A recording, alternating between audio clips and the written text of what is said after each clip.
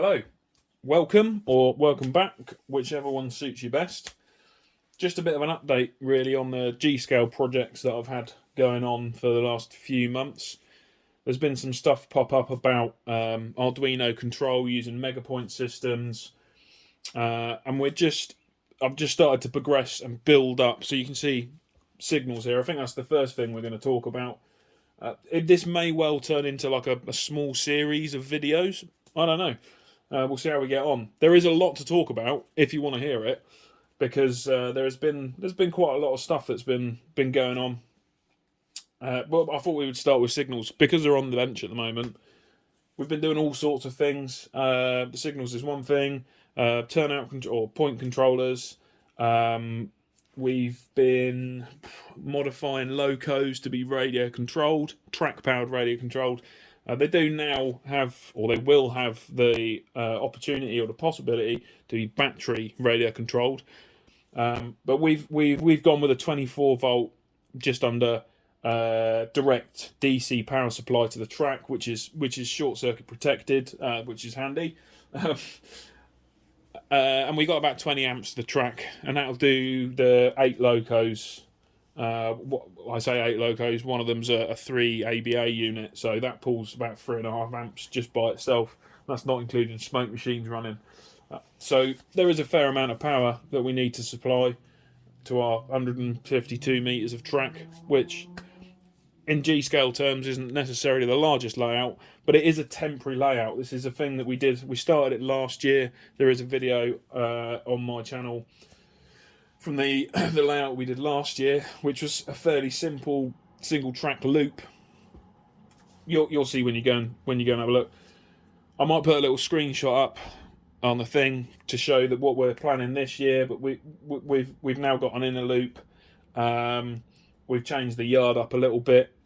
People have bought loads more rolling stock, and there's other people bringing locos along. So we needed a bit more space in the yard. However, signals. So we started last year with some fairly basic signals, which were controlled directly by point motors. And that was because we were limited by 10 channels. We used an RC controller, transmitter and receiver last year, which only had 10 channels on it. So we were a bit limited. And rather than build another system just for signal control, we actually just link these directly to the point motors. So these are the point motors that we're using. It's a 3D printed motor design with a servo in there. And then that did go to a like I say, a highly modified transmitter receiver combo.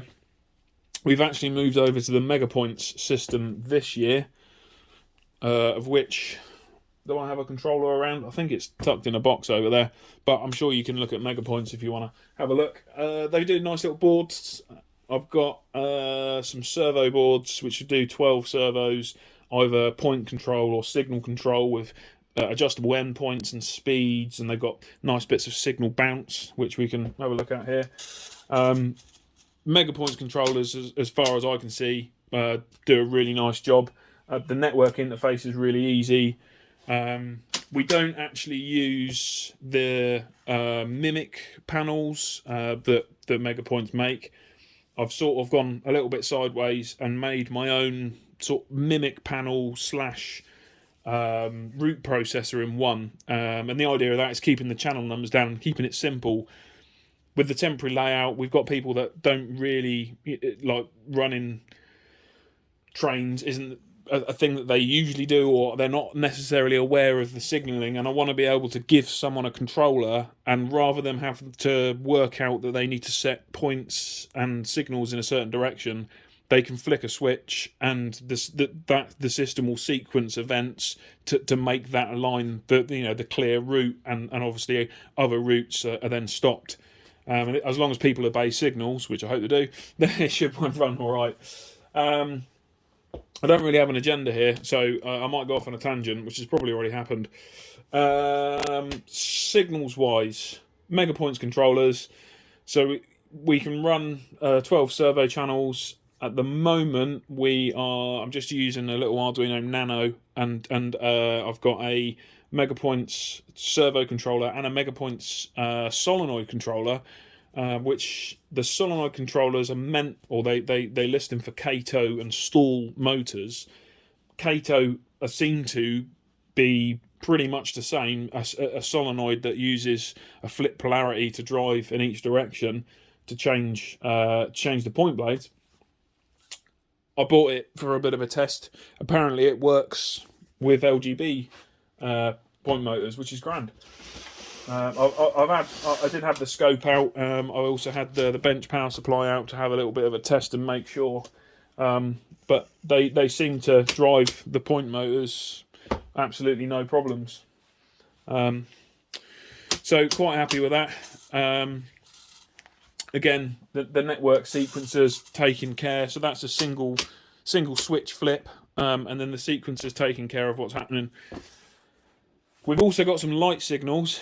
So these are basic 5-volt LED, single wire control, either high or low, red or green. We don't need to get fancy with different signal color codes. It's as simple as someone can go or someone can't. We don't want to make it too complicated. Again, there's going to be people using it that aren't necessarily used to normal railway stuff, but I think you can see quite clearly a signal on or off, and you can see a red and a green light, and I think that's fairly intuitive. So that's single wire control. They will actually be controlled by a board, which is something that I've designed and had made. They actually came in yesterday from JLC PCB. We'll have a look at those in a bit, I think.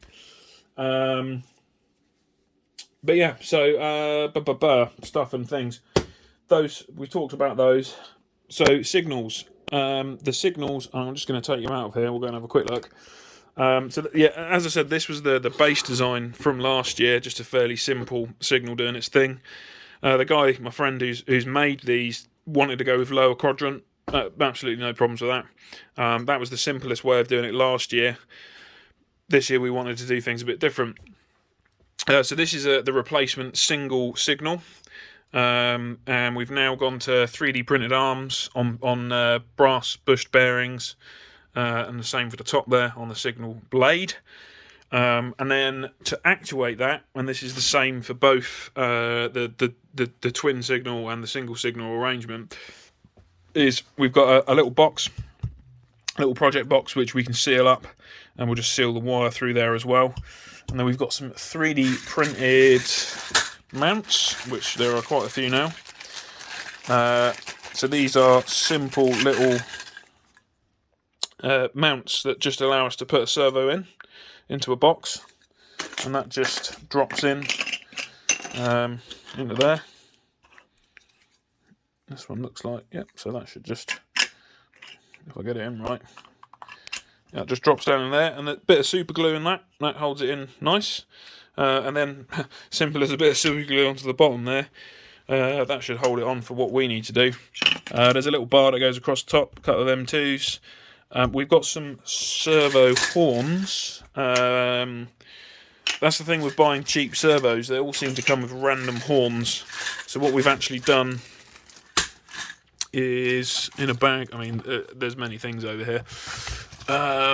Let me just see if, here they are. So yeah, these were some horns, again, designed and printed. The printer I use is a Creality Ender 3. It's pretty much stock. I think it's got a glass bed on it, and that's about that. So these are the little arms that we've printed up, and it actually, that's maybe not the best example. Some of them don't print out that well. I do print a few at a time, and I don't know if you can see in here. You might be able to see in the light. Can I have some focusing, please? But it actually prints a pretty good sort of gear effect on the centre. They go really nice on the servos. They fit really well. We're not putting a huge amount of force on it. I haven't actually tested to see what these will slip at, but for what we're doing here. So we've got a couple of little servo stoppers. They just fit in there. Again, servo stopper on the arm. and then we're actually using a bit of 3D printer filament. Easy enough. Drill a little 1.8mm hole, put a bit of filament through, nice tight fit in there. Plastic on plastic, not that worried about wear.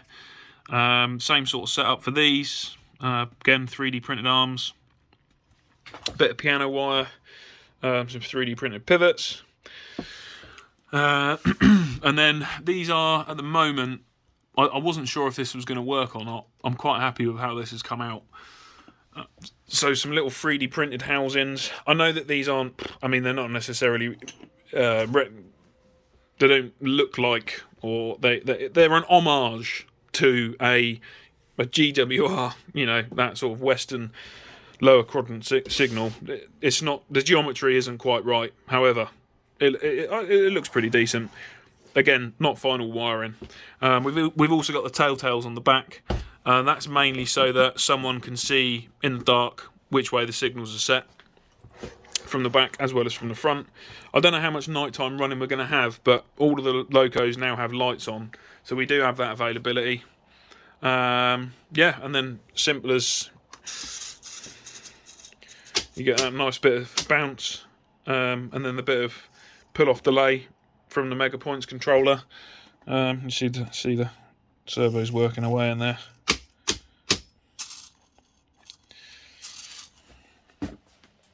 With all of this stuff, if people are interested, excuse me, happy to put the files, the STLs up on Thingiverse or Yegi or whatever they do. I'm not really sure. I've not done it before. If you want to know, let me know in the comments section. If you'd like some of this, I can tell you where to get these from. I'll quite happily share the 3D print files. No problem. Right, well, we've talked about signals for a bit. We've talked about point motors. So I think now, probably along the lines of 3D printing, we should have a little look into, I don't know if you can see it in the corner over there, but I've been getting into 3D printing some wagons for the layout. And that one is actually I think that is all of a low loader. So let me clear some of this shit off the bench, and we will then, I'll lay out a bit of track. We'll have a look at a low loader. We'll also have a look at the croc, which did the prototyping, or which I built the prototype control board in, and then I'll grab out some of the PCBs which have just turned up. We'll have a quick look at those. We might just have a little look at the servo controllers very quickly. So let me just go away and rearrange. You'll have to excuse the absolute mess of wires that we've got going on in here. So we've got a little nano on one of the sensor breakout boards. I don't like them. I thought they were something they're not. They come with a LMS is it? 1117 volt reg stuck in the middle of the board. There is a little bit of link wire in there, if you can see, because they're actually a 3.3 volt volt reg. I was under the impression that it took it from the barrel jack and converted it to 5 volts and gave it to the nano and gave, you know, the rest of the pin headers 5 volts, so that you had a 1 amp 5 volt supply. You can only sync 200 milliamps, and you don't really want to do any more than that off of the microcontroller. So this one's actually modified. I threw a 5 volt reg in there in the same place. I cut a couple of traces, put a bit of link wire in. I don't really want to do that on every board, and we don't have to now because we have our own PCB. So these are now, but for prototyping, it's here. It's doing a job. We've got a couple of switches plugged in there. One of which is the direction switch, which chooses the direction of our points, which is currently not working because I unplugged it and plugged it back in again. There we go. It's got itself back in there now. We also have a we also have a reset button up there. One of the things with the LGB point motors and with the way that the Megapoints controls work is if you actually run through a set of points, it won't. It thinks at the moment that blade is straight, and it's not. And if you ask it to go straight, it will just stay there. So that's not very good. But what we can do is hit the little reset button, and it'll actually just go through a cycle and reset the point blades. Which is why you don't get a single click, which is why, whether I need that or not, I don't know. That's possibly over-engineered. However, learning. So yeah, we got the little Nano. We got a network cable that comes out of the Nano. That goes into the Megapoints controller, and then that's just networked through. So that's the solenoid controller. So you get 6 solenoids on one board, and you can actually give them a high and a low address. So you can put 2 boards next to each other. Megapoints work on a 2-byte control address. 2-byte control system. Don't know the correct grammar for that. So the servo boards will take 12 bits of the 16 available. There's 4 bits that I'm not sure what Megapoints use them for, but they say you can't use those 4 bits, so I don't. So 12 bits of the bytes, and this will then use. You can either set it to high or low range, and you basically get that address block in either the first 6 or the last 6.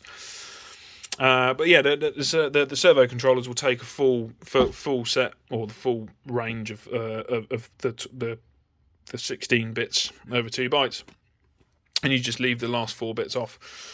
So that's all of this does. We can actually, I might just link it to the computer. So hold on there. Right, we've just plugged it into the PC. I just need to cycle the switch properly so it grabs the different states. Hopefully then that will set itself to the right place.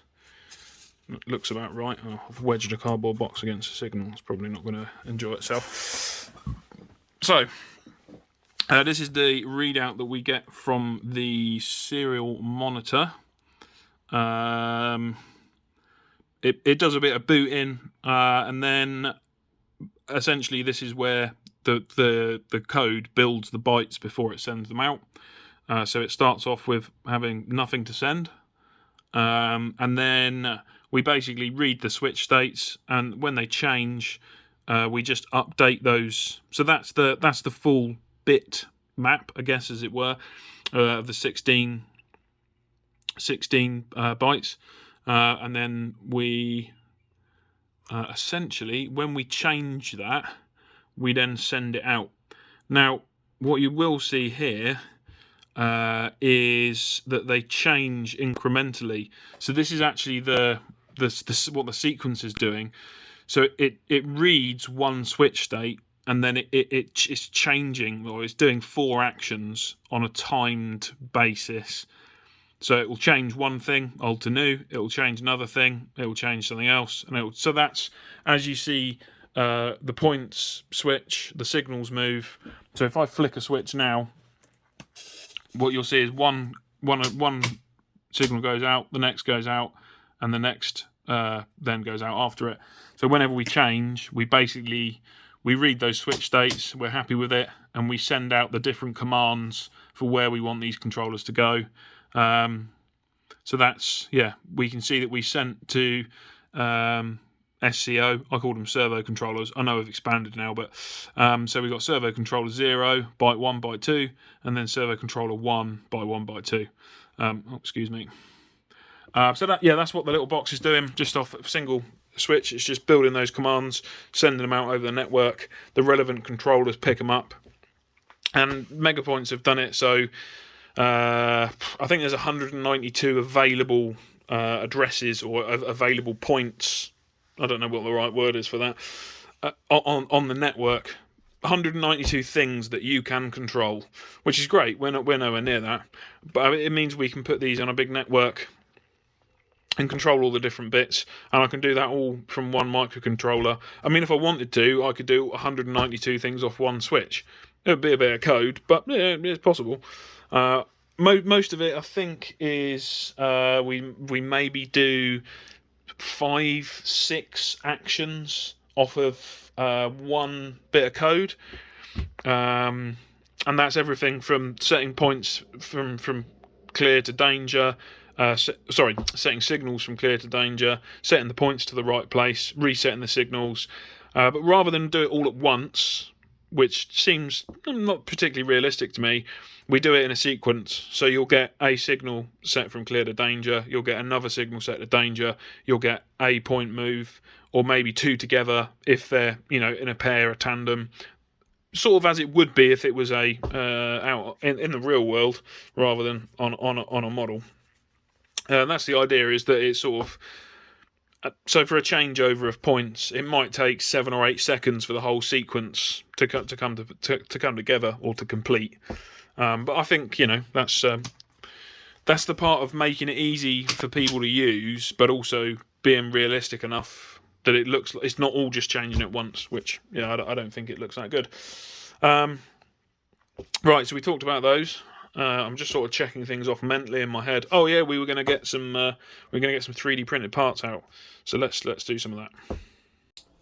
So this is the first and so far the only G scale. Well, actually, any rolling stock. I haven't designed and printed any rolling stock before. I can't take full credit for this design. Some of the parts were actually on Thingiverse. I like industrial stuff. I saw the LGB low loaders, which go for 185 quid, 200 quid on eBay, which that's a lot of money. For something that's made out of plastic that rolls around, that's a lot of money. But I thought to myself, I must be able to 3D print one. And there you go. Some parts. So there's some parts that I can't take credit for. The bogey wagons, bogey frames. There was a guy, I believe, on Thingiverse who managed to get hold of a new old stock LGB low loader center, but didn't have the stuff required or the parts required to actually be able to put it on a track. So he designed or copied LGB's parts roughly. It's not quite a direct copy of LGB part, but it does the job. So this was the first bit that I printed. Not this actual one. The first one that I printed warped like anything, and that taught me a little bit about printing large bits on 3D printers. And there was a bit of iteration, and just not really liking focusing today. Can you do some focusing, please? And we've actually modified these a little bit. I don't know if these are. No, they're not. I've taken some of the the support material and that sort of stuff off, but I haven't fully gone through it yet. It's going to happen at some point. So these, I've called them ride plates, are parts that I've added on. And actually, I haven't got an original LGB one to look at. I don't know what it looks like. I'm not sure if the person that designed this did it by photos or by actually getting hold of one, whatever. But it rocked when I put this on top of the axle truck. There was quite a lot of this. So I've left the front one to flex, and I've actually printed these off, and these ride on top of the axle, and they for me make it a lot more of a solid. Before it was very, very floppy, whereas now that's actually pulling the wheels off, but you do still get underneath the bogey frame, you still get that flex, which I think is a nice thing to have. Not all layouts are flat. Our layout certainly isn't flat. So yeah, the axle trucks, again, those are parts that I can't take any credit for. Just snapped them straight off of Thingiverse and printed them out. So that's a part, as you can see, haven't been cleaned up yet, but we're getting to it. So that's what the axles come out like. They're printed at 0.1. Just to get the detail in, really, and they printed this way up. They come out really nice. They've just got a little recess there.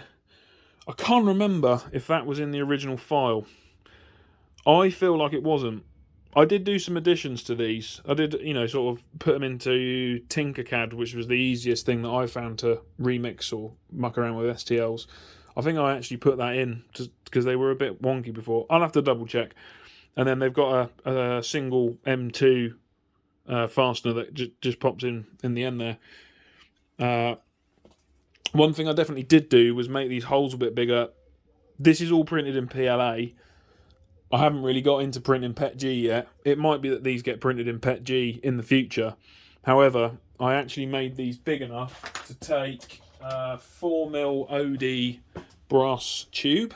So that actually goes straight in there, which is 3.1mm or 3.1 or 2mm ID. Focus, you. Obviously not cleaned.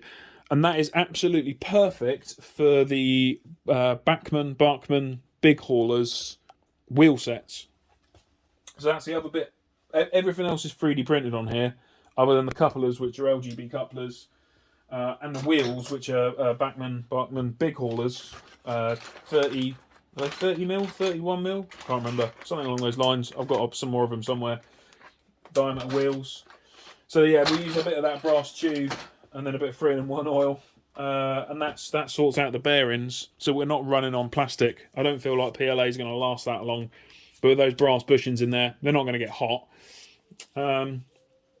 The centre, that's fully designed and printed by myself. There in the files were included these little wooden bits that you can 3D print.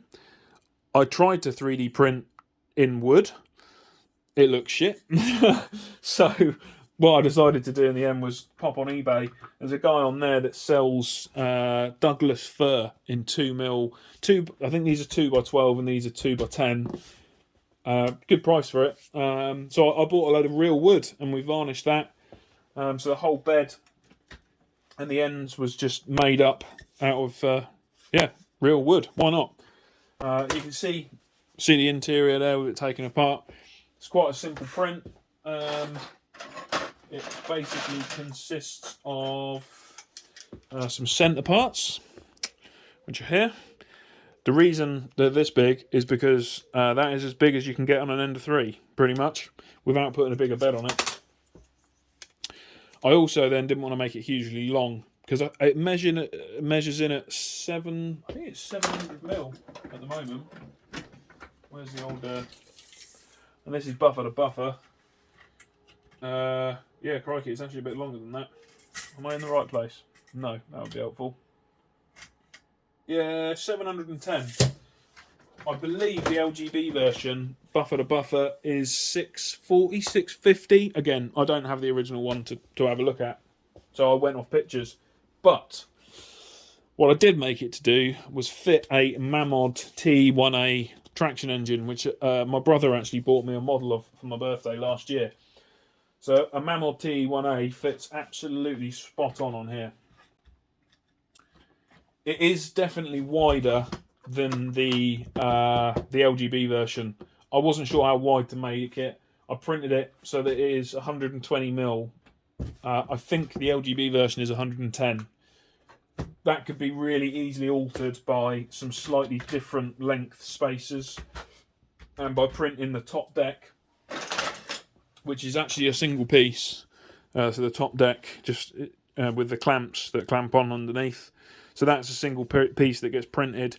So if I wanted to, I could lose 10mm off there really easy and print a 110mm wide one, and you just need to print two different parts of these, and the centre spacers would be two different lengths. So making it different size, different widths is fairly easy. If you had a bigger printer, you could definitely print it longer. I don't know if you want to.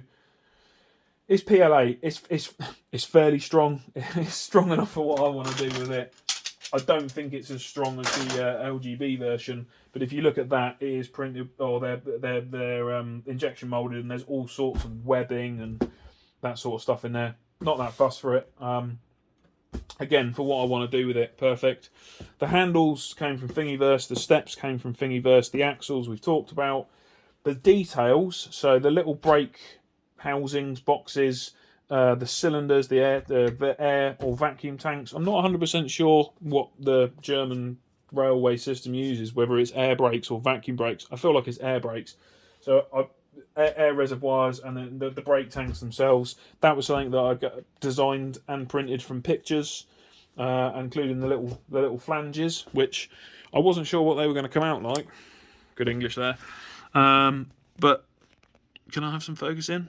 For an end of 3, well, I think that's pretty decent. All of this stuff is printed at 0.2, and the reason for that is I don't really have time to be hanging around for 0.1. As nice as it looks, it's, you know, if you get up really close to it, it might not be in some people's model making. What's the word I'm looking for?